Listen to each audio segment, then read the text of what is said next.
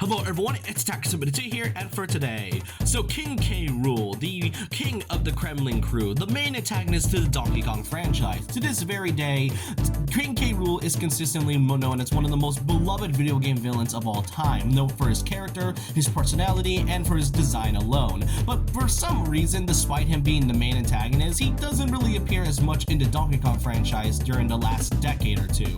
And really, what makes this crazy, large, insane crocodile creature so beloved to begin with? Like, what makes fans like him so much to the point that people were begging him to return in more titles, not just in the spin-offs but also in the main DK franchise? He's like the equivalent to Bowser. He's like the Bowser to Donkey Kong's Mario, or the Ganondorf to Donkey Kong's Link.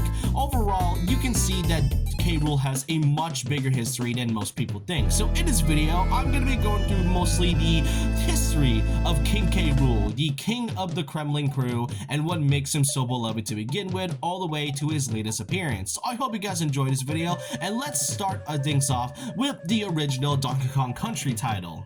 So it all dates back to 1994 with the release of Donkey Kong Country for the SNES. So you see, during that time, Donkey Kong was mostly in a hiatus. With Mario being the main face of Nintendo, Donkey Kong was mostly at a pretty small bit of the releases, with things like re-releases and remakes and even spin-off titles, but there wasn't anything too substantial to the series, until a British studio by the name of Rareware came in and fully revitalized the franchise as a whole by introducing new characters, new level designs, new gameplay mechanics, and most notably, a new foe that Donkey Kong will have to face for the rest of his time. There came a designer by the name of Greg Mayles, by far one of the most prolific names in the Rareware team, and during that moment when K. Rool was being designed, you get Greg Mayles actually shared a few bits of information about the concept and design, as well as the creation of the Kremling crew themselves. When they were designing K. Rool, Greg Mayles showed a few images of what he was initially supposed to look like. You see, when they were trying to make a design for this one, they wanted to go for a more unexpected look for the character. With the first design, you can see that he has a more pseudo-realistic crocodile head, while also having a smaller body but really buff arms. And the name was initially supposed to be named Crash. But then during some more development time, we then got ourselves another design that looks almost identical to the K. Rool that we are now familiar with. You know, arm bracelets, a large cape, and crown-like head, and well, though the only thing that did not change though was the pseudo-realistic crocodile head, and also his name was supposed to be called Crud of all things, which I do find funny. But after about a couple more years of development, we then go for the more familiar look that we are now seeing as right now. So this is finally the look that they finally went with K. Rool, pretty much taking what they had with the original design, now making him a more cartoony looking villain instead of giving the more pseudo-realistic head of all things, which I do appreciate them doing. But then there's also the interesting part, the name. You see, there was also a sheet that Greg Mayles showed off, and apparently King K. Rool was never meant to be called King K. Rool. As one of the names that they would go for the Kremlings, he was supposed to be known as Commander K. Rool, but with a K. Now, the name during that time, it definitely was fitting for K. Rool, but after like a few months, I guess, they decided to change it from Commander to King, and despite him not being called Commander K. Rool anymore, the name is still being shown in the credits as part of a nod of what he was meant to be called. And not to mention, there was also supposed to be a character by the name of Queen Crap of all things, which I guess they didn't really have the definitive design for this character, not to mention that the name would not likely translate well into the West, I guess, since, you know, that could be lost in translations.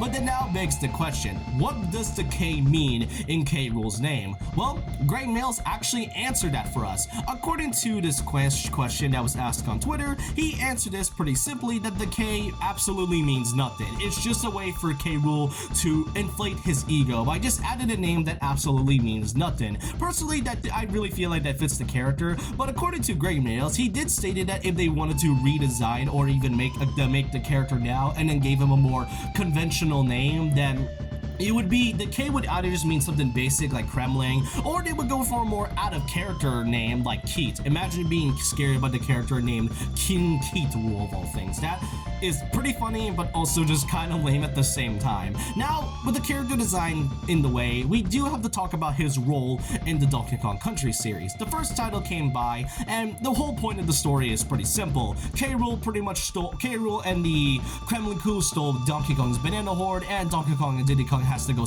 take it back. Though the goal was never really definitive. During that era, they didn't really give a definitive reason as to why K. Rool stole the banana hordes to begin with. I mean, the point of the Kremling crew is that they're a group of pirates. They do anything to liberate any island they go by, but they never really specify as to why K. Rool stole the bananas to begin with. Though in a funny sense, it was confirmed by one of the game's writers. This was from an archive version of Rareware's website, and apparently, according to what they have to say, K. Rool stole the banana horde because they want Donkey Kong to starve so he could steal his house.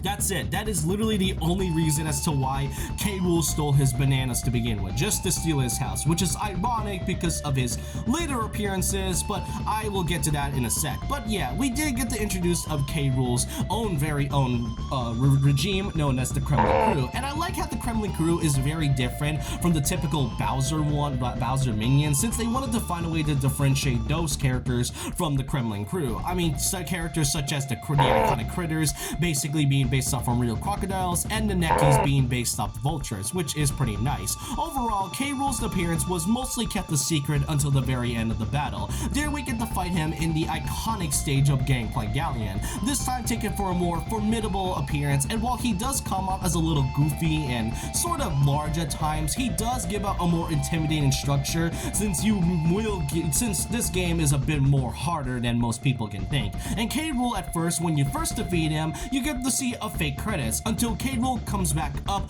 once again to try to fight you one last time, and given this time more different moves, doing some different jumps, throwing his crown even more, dashing towards you. This right here tells you a lot that K. Rool is a bit more different from the typical Bowser fight that we're also used to. And that's about it for K. Rool in the first Donkey Kong Country title overall. However, a year later, we got the release of Donkey Kong Country 2 Diddy's Conquest, and this is not the game that fully defines both K. Rool's character and the Kremling crew as definitive villains to the Donkey Kong series in general, which really tells you a lot to what they were in the first game, not fully exploring a lot of K. Rool's entire character and how the Kremling crew was treated, while introducing new villains in the process. It really tells you a lot how Rare went all out with this sequel, not to mention that this game is now one of the most iconic gaming platformers in history, and also one of the hardest as well in general, so that really tells you a lot about how much care they put into the sequel. Now, the story here is pretty simple. Donkey Kong gets kidnapped, so it's up to Diddy and Dixie Kong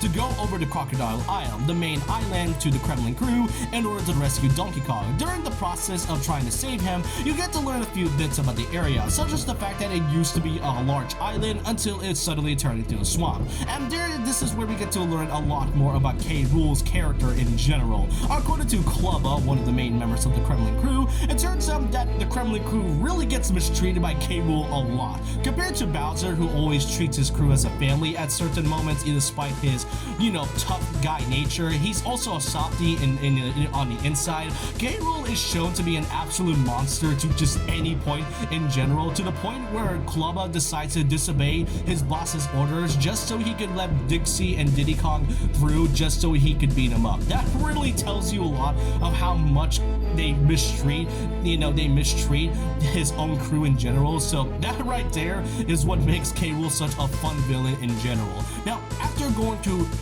a lot of levels and spacing up against new enemies, you then go to the K. Rool's Keep until K. Rool escapes with the kidnapped Donkey Kong to his own flying airship, the Flying Croc. And after going through a couple more levels, there you get to fight out against the none other than the ever so iconic Kaptain K. Rool with his own weapon, the Blunderbuss. During the process, you get to see him use his weapon every so often, and then Donkey Kong coming in just to, be helpless and all that. What I really like about Kaptain K. Rool's design is not only because of his weapon and also the parried look, but it's also the fact that this was designed by Greg Mayles himself. So he did a really good job by making this iconic look by itself. Though I do want to mention that Kaptain K. Rool is not K. Rool's brother. For some weird reason, in the Smash Bros. Trophy description of K. Rool, it stated that K. Rool's brother is Kaptain K. Rool, but no, that's just misinformation. K. Rool is just wearing a pirate outfit and just renamed himself Kaptain K. Rool, and that's all I could really say. Though, speaking of, in the same game of Smash Brawl,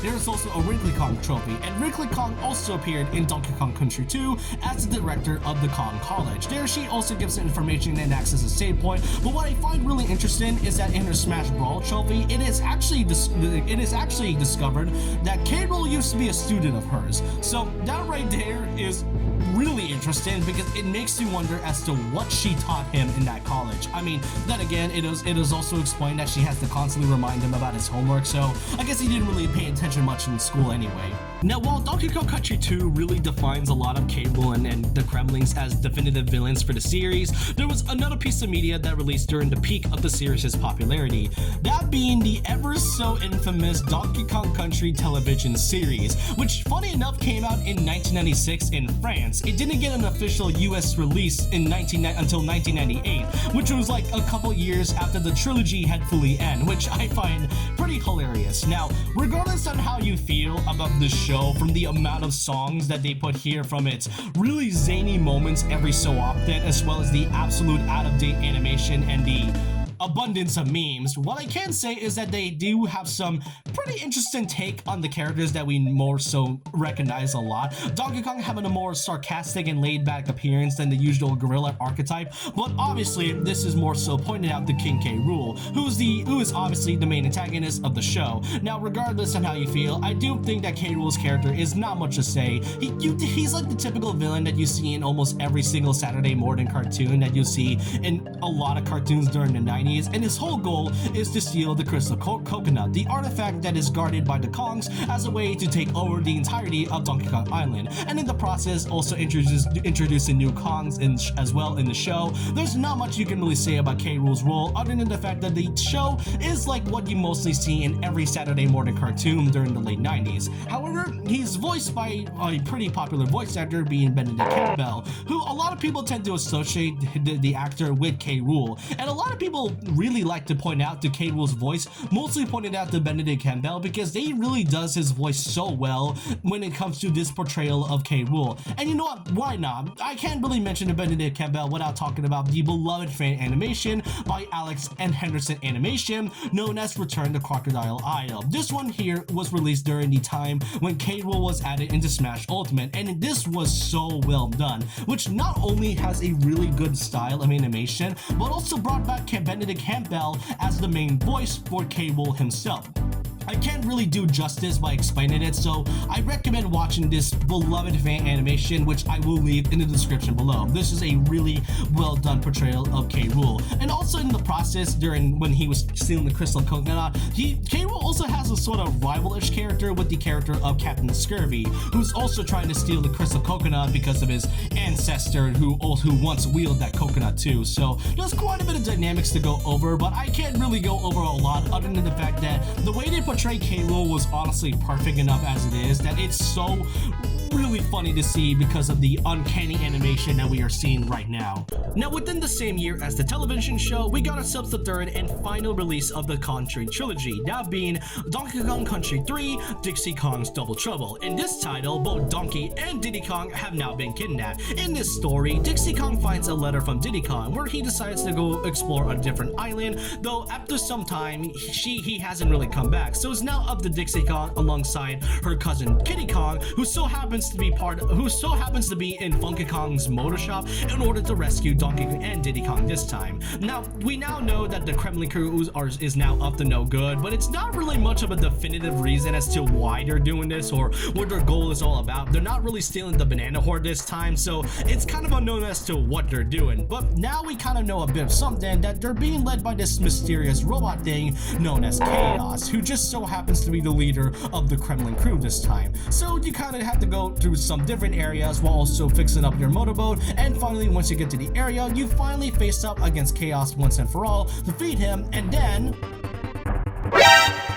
So yeah, to no one's surprise, King K. Rool is the actual main villain to Donkey Kong Country 3, now taking on a brand new persona known as Baron K. Roolenstein. In this game, it turns out that the first thing that he says is that his wife is gonna kill him, as it turns out that he has used his wife's pots and pans in order to build the machine that is Chaos. So that right there I find pretty hilarious, and also not to mention the fact that we still do not know who K. Rool's wife is or what she looks like. So yeah, that's some bits of trivia right there. And it turns out that his main goal is that he wants to take over the world. Pretty typical villain stuff right there. Not really knowing that there's actually two other Kongs in the way, thinking that Donkey Kong and Diddy Kong are now out of the picture. So yeah, pretty typical right there. So after you've defeated K. Rool once and for all, it turns out that K. Rool actually used Diddy and Donkey Kong inside the Chaos machine, hence why they were so hostile towards Dixie and Kiddy Kong. So yeah, that explains a lot. Also, to kind of deviate from things, here's a bit of some K. Rool trivia. We actually get to see what K. Rool's wife looks like from the manga 4,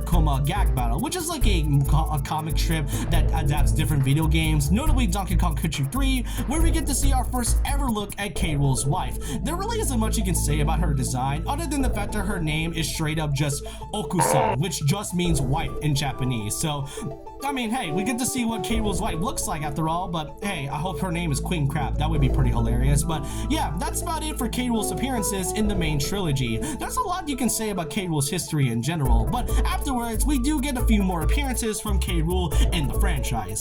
And with the trilogy out of the way, this series pretty much slated King K. Rool as Donkey Kong's arch nemesis for the rest of time. And with Rare still having that magic within them for the next couple titles, we did get their next big release on the Nintendo 64 with the release of Donkey Kong 64, by far if not K. Rool's most infamous appearance by far.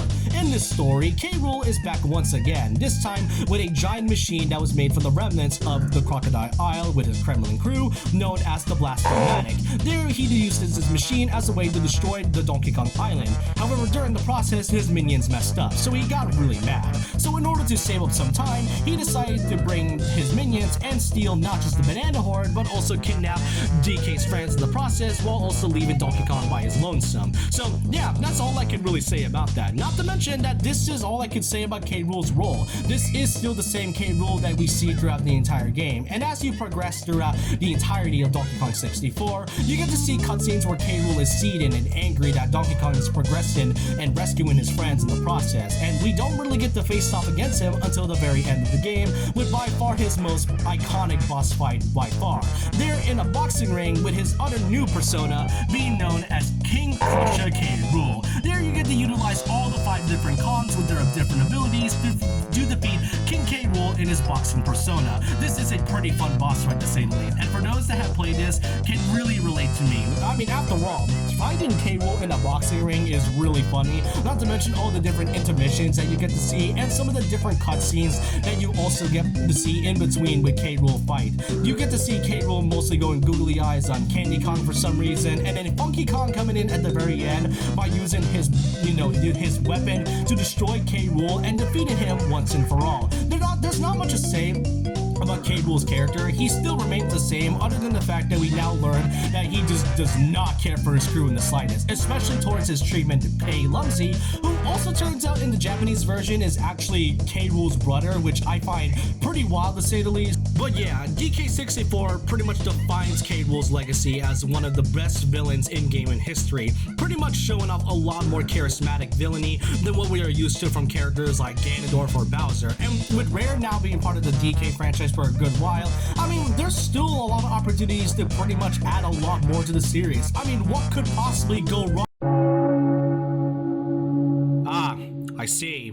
As we all know by now, Rare was bought out by Microsoft in September of 2002 for $375 million, pretty much marking the end of their association with the Donkey Kong series. And with them now being out of the picture from the series for a good long time now, it all really begs the question as to what Nintendo was going to do with the Donkey Kong franchise. It now was set off into a very strange limbo where it felt like they didn't really know what to do with the series. And most notably, the biggest question of them all, what was next for for K. Rool. Since Rare was no longer associated with the series anymore since they were brought out, it's definitely unknown as to what Nintendo was going to do with both K. Rool and the series. Well, K. Rool does occasionally appear in things, notably in a title Donkey Kong Konga, but they only kept his original, Rare design and not really changing much at all. But that was like the only small cameo appearance that we were given from K. Rool after all, until the release of another Game Boy Advance title known as DK King of Swing. Part of the small DK series of small handheld titles, this game was developed by Payan, or is it Payan? I'm not entirely too sure. And this marks the return of K. Rool after the years went by since the acquisition from Rare.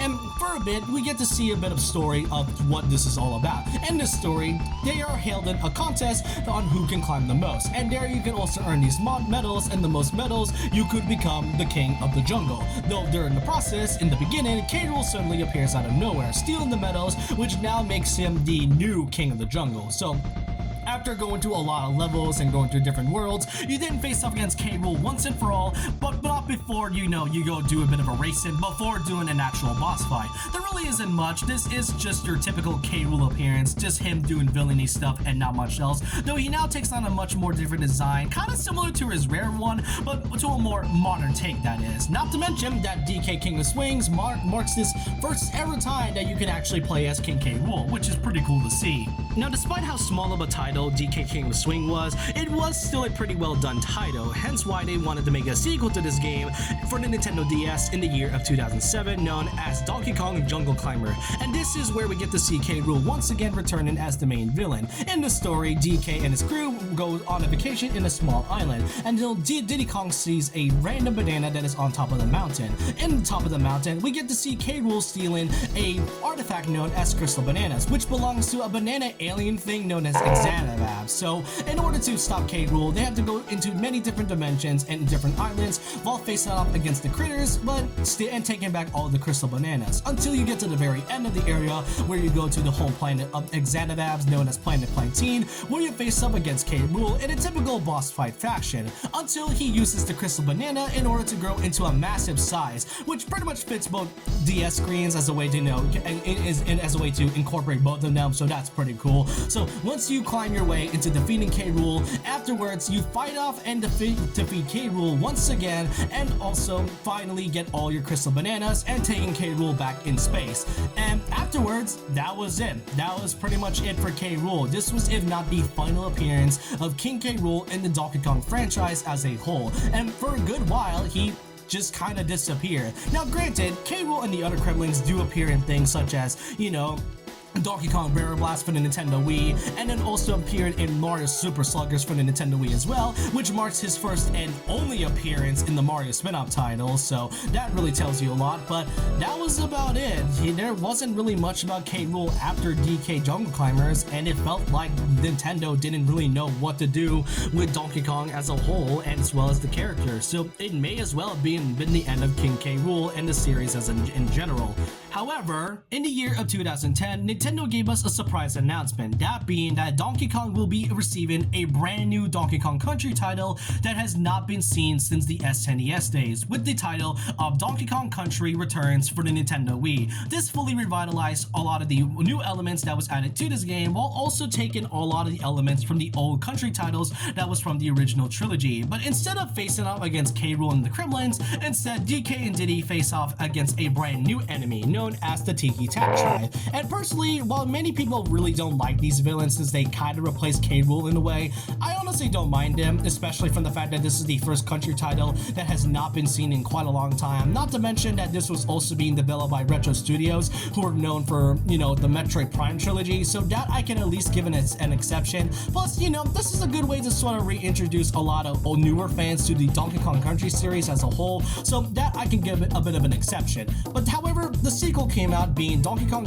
Country Tropical Tropical Freeze. And while that game is really great, this was also the title that did not return any of the Kremlings at all, instead giving us another new batch of villains known as the Snowmads. And personally, I think I find these a bit more lamer than the Tiki Tak tribes in my opinion, but after the release of Tropical Freeze, the series was at a halt. Donkey Kong was not receiving any new titles, not just for the Wii U or the 3DS, but not during the Switch too, except for like a few ported titles like Tropical Freeze and Returns, but that was about it for Donkey Kong. He was not given a new title for over a decade, and it just felt so weird. It really felt like Nintendo also didn't know what to do with the series despite the success of those two country titles, and that also means the return of K. Rool was pretty obsolete at that point, and for a good while we weren't really too sure about whether or not K. Rool would even return at all, until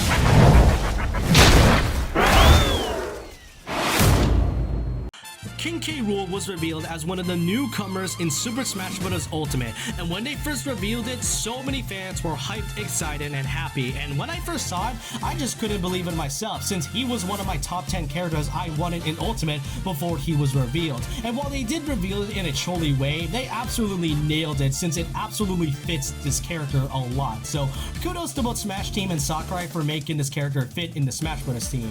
And when they first revealed it, so many fans were absolutely excited. When I first saw the reveal, I didn't realize how much of a big fan base K. Rool had in terms of his character. I mean, he had Twitter accounts that was dedicated to him. He had different types of campaigns that wanted him in Smash Brothers. It was a whole ordeal. So it really shows that K. Rool was more than just a character that was wanted for Smash Brothers. He's a popular villain that so many people want to see return. Not to mention, according to Masahiro Sakurai, he was one of the few highly requested characters that was asked in the Smash Brothers ballot that was occurring back in 2015. So that tells you a lot that K. Rool is more than just a villain. He's a villain with so much fans, and I think it shows a lot. And his render really tells you a lot of how much care they put into this one. It's kind of the mix of the modern render that we are used to, while also taking elements from the rare design from the old country titles. His scales are more realistic, to akin to an actual crocodile. He has a gold belly, and the fact that his cape is tattered. His gold belly is pretty interesting, since they never really fully explored that in the original country titles. It was shown in his original renders, but I love how Smash Bros. Fully encapsulizes that idea of K. Rool's golden belly, since not only does it act as a shield, but it acts as a counter too. So that right there is pretty hilarious on its own. And I really want to say that they really took a lot of time into making his moveset stay dedicated to the original country titles. His blunderbuss as his neutral special, his copter pack as his up special, and his throwing his crown just like he did in the original boss fight. They took a lot of time and care into putting K. Rool as a genuine character that many fans were hoping to see be added in Smash Brothers, and they really went all out with this one. And after the release of Smash Ultimate, we got the release of the Super Mario Bros. Movie in 2023, where Donkey Kong received more love from both Shigeru Miyamoto and Illumination by giving us more content that wasn't seen in any of the Donkey Kong series before. New Kongs, a new area that was never seen before, and just giving a lot more love to the Kongs in general. Not to mention, Illumination and Nintendo has already allegedly planned a Donkey Kong spin-off movie that is also being made by both of them, so I can't wait to see that, and there could be a main possibility that K. Rool would be the main villain. I mean, of course he's going to be the main villain. I mean, why would he not? But that was about it for K. Rool in terms of content, right? Well, not exactly. I think you know what you're here for. In July of 2025, we got the release of Donkey Kong Bananza for the Nintendo Switch 2, and I have to say this is one of Nintendo's strongest startups when it comes to the new generation of console, as this is not only DK's first new game in over a decade since Tropical Freeze, but it's also the first 3D DK game we've gotten since DK64. A lengthy one at that, really. So the story here is that Donkey Kong is mining for things known as Bananium Gems, but in the process faces off against a new adversary known as Voidco, in which they also captured a young girl named Pauline, who acts as your partner throughout the entire adventure. We also learned that Pauline also has a special singing ability that would unleash a artifact that Voidco is currently searching for to the planet core, known as the Bananium Root. And as you go through the journey with Pauline, facing off against many bosses and facing off against some of the members of Voidco, you face off against Void Kong one last time in the Forbidden Layer, and what seems to be the end of it, Void Kong still manages to persevere. And what seems to be the end of it, as he is able to awaken the Bananza root, he then goes over there to unleash his wish. Until suddenly, it turns out he is not the main villain. King K. Rool then makes his main entrance, punching Void Kong out of the way, as we get to see the triumphant return of the beloved King of the Kremlings himself. K. Rool marks his appearance in the Donkey Kong franchise in over 18 years, making his entrance that so many people were genuinely excited for. Before the game had come out, there were so many theories and speculation as to whether or not K. Rool would even return at all, and there was definitely some speculations and theories at that, most notably from the fact that the enemies right here are golden crocodile-looking skeletons that may seem resemblant of the Kremlings, which that definitely doesn't seem suspicious, and I really love the fact that K. Rool explains as to why he was gone for so long. Apparently he and the Kremling crew were also trapped underneath the core of the planet while searching for the Bananza root itself, so that's kind of why he was gone for that long, and I really love the design that he takes. It has a mix of both his Smash Bros. Appearance and also some of the elements from his rare design. Other than that, K. Rool's appearance in Bananza was truly, if not fan service, but good fan service at that. Some can tend to claim that K. Rool's appearance here was purely just for fan service and that it just came out of nowhere, and while it is fitting for K. Rool to be fitting, since you don't really know whether K. Rool was even gonna be in the game, because even though you're facing up against a new villain being Void Kong, you still get a feeling that K. Rool might be somewhere around here, and it wasn't until the very end of it that you know that K. Rool is indeed back. Not to mention, it was really well foreshadowed almost throughout the entire game. Cranky Kong was mentioned in this banana bandit, but he was very vague and didn't really specify who it was, and there was also posters showing up the Bananza root, which shows us some parts of his belly, which yes, that is indeed his belly, which Void Kong thought to be the actual Bananza root. Other than that, K. Rool marks his triumphant return in the DK series after so long, and there we get to the true final boss. We then get to the planet core, where all of the enemies that you face throughout the entire game has now been replaced to the Kremling crew. The return of the critters, the armies, and even the Neckies as well. All of those enemies have now been fully replaced, and even bringing back some of the iconic sound effects like this one right here.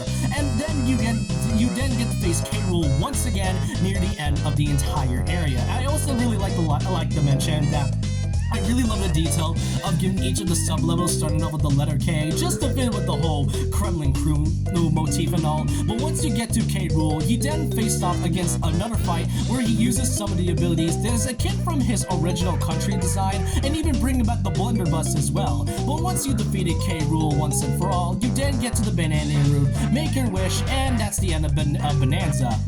Not really, I guess you know the joke by now. K. Rool comes back again, pretty similar and akin to the original Donkey Kong Country's fake credits, where another remix of Gameplay Galleon is played in the background. I never thought it would be it would be possible to outmatch Smash Bros. Remix on Gameplay Galleon, but Bananza absolutely went all out with this one. And then by the time you went through this phase, you then arrive at New Donk City from Super Mario Odyssey, and there you and Pauline then get to face K. Rool once and for all on top of the tower, and then facing up against him in an arena, a boxing arena almost identical to his boss fight in DK64, and then K. Rool unleashes a power that is almost identical to the Bananza powers we've been using the entire time, and then once you do so, you are able to defeat K. Rool once and for all, but not before K. Rool had this to say before he flies away.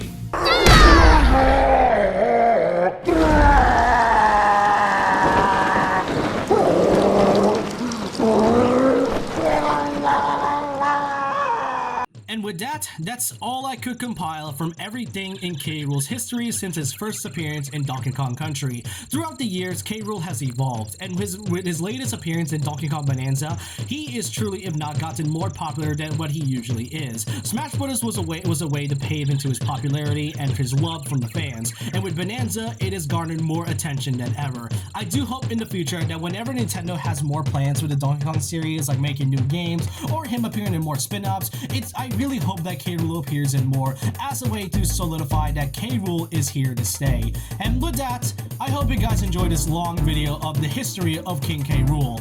Let me know what you think in the comments section below of all the things that I have covered. I didn't really go through everything of K. Rool's and appearances, such as like small spin-offs or manga appearances. I just want to go with the more notable ones that I want to go over the most, really. And I just just still hope you enjoy this video regardless, and let me know your opinions down below of what you think about King K. Rool as a character. Do you want to see him more in more titles, or do you want to see him in future spin-offs? Let me know your thoughts and opinions down below about this. And so with that, leave a like, comment, subscribe, hit the notification bell for more videos, follow my Twitter and Instagram, and I'll see you guys next time. Remember this, once a legend, always a legend, and all hail to King K. Rool.